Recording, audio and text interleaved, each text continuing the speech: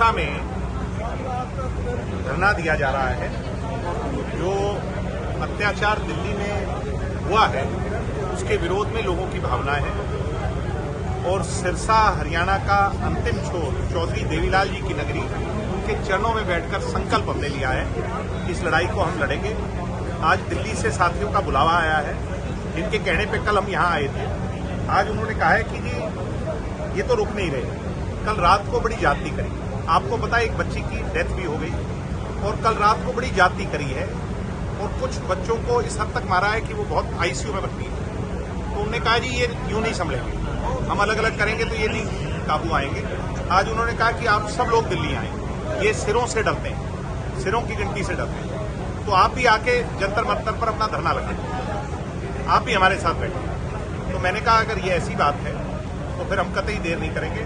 हम 4 बजे यहाँ से चल करके और पूरे हरियाणा के कार्यकर्ताओं के जत्थे को साथ लेकर के हम दिल्ली गए।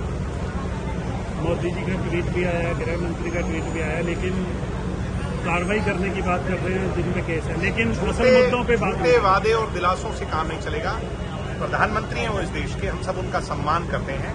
हम उनसे जवाबदेही यानी एक अकाउंटेबिलिटी चाहते हैं और हम नहीं चाह रहे मैं कुछ नहीं हूँ साथ में। ये स्टूडेंट्स का आंदोलन है, उनकी लड़ाई है, इसमें स्टूडेंट्स चाह रहे हैं और वो जवाब लेकर।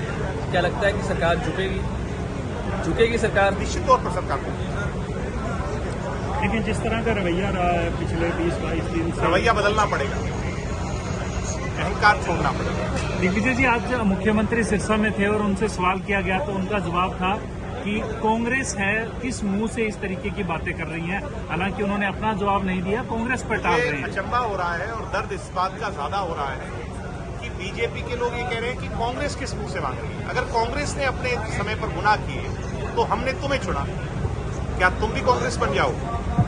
कांग्रेस के पास अधिकार है या नहीं तो जनता तय करेगी।